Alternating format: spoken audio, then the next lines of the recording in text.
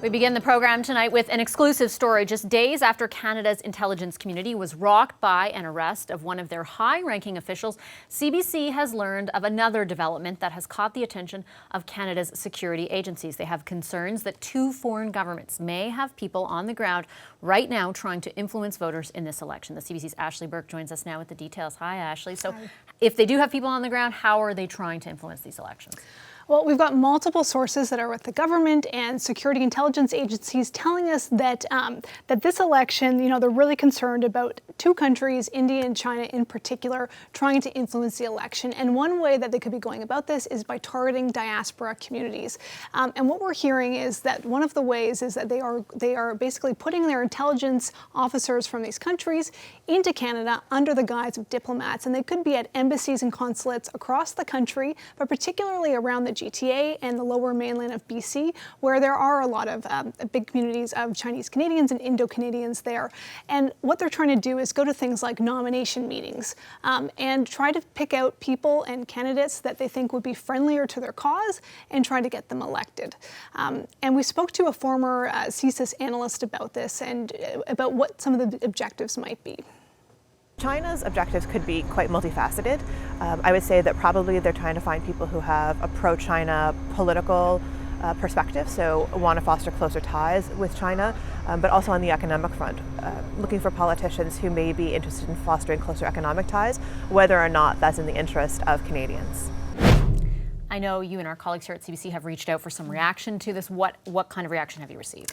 Well, we spoke to India's former High Commissioner to Canada, who said that he spoke out against this. He said that he thinks the reason that India is being named is because of the ongoing tensions between India and Canada. As you'll probably remember, earlier this summer, India came out and said that Canada was being too soft on Sikh extremists. And take a listen to what he had to say.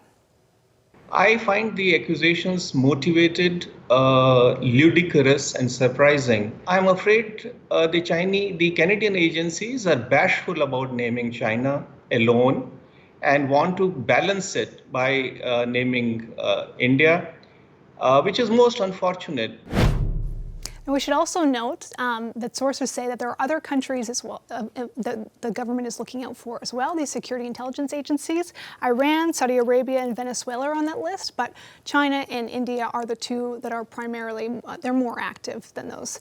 And we're also hearing that political parties are also being briefed on this. That's happening sometimes bi-weekly, and there is an integrated unit that is putting out reports as well, almost weekly, on this kind of activity.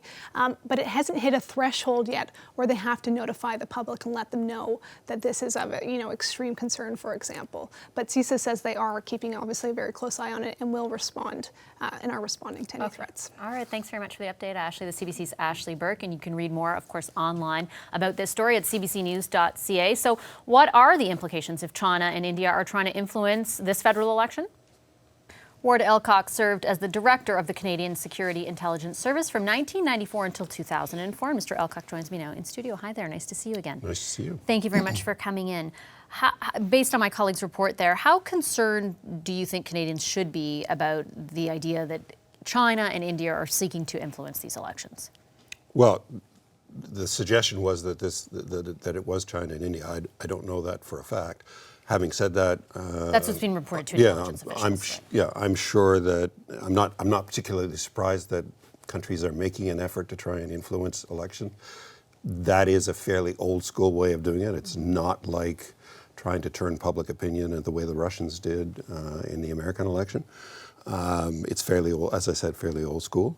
Canadians should be worried, and I'm sure that the service, amongst others, is already aware of it. And in all likelihood, it's pretty hard for that to happen without the service being aware, and for ultimately the government to take some kind of action, whether that is asking somebody to depart or declare somebody persona non grata or whatever. That kind of activity is usually not permitted.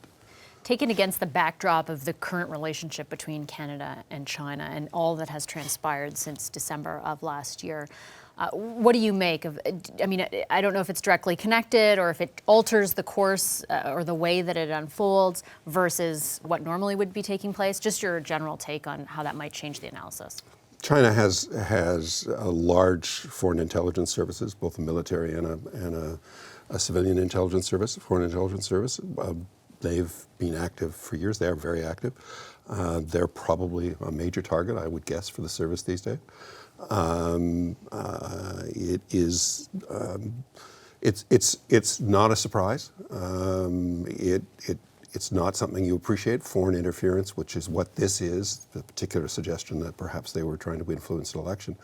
It is a primary target of the service, and it is something that they need to work against. Let me ask you from your time in the service. So we're talking 94 to 04. We now in the public talk about the idea of foreign interference in elections very casually, or at least there's a high level of awareness about it. How would you contrast your time, that decade that you were there? Were elections a focus ever? I think that, as I said, this is sort of an old school way of doing it. So looking at politics and potential connections in politics and so on is not a particular surprise. A number of countries have over the years, because of concerns about the Canadian immigrant community from their former country. Some countries over the years have engaged in this kind of activity. It's not really a surprise. It's just not. Foreign interference isn't something that's permitted. Would the scrutiny from the service be greater, though, because of what we know has happened south of the border, for example? I'm sure that, I think counterintelligence has become increasingly a bigger issue, both because of what happened with the Russians, but also because of what happened with the Chinese, has happened over the years with the Chinese. I'm sure that that's probably becoming increasingly a major issue for the service and for other Canadian agencies, and I suspect foreign interference is pretty much is one of those things that's at the top of their list. Hi, I'm Vashi Capellos, host of Power in Politics. See more of our show by subscribing to the CBC News channel or click the link for another video. Thanks for watching.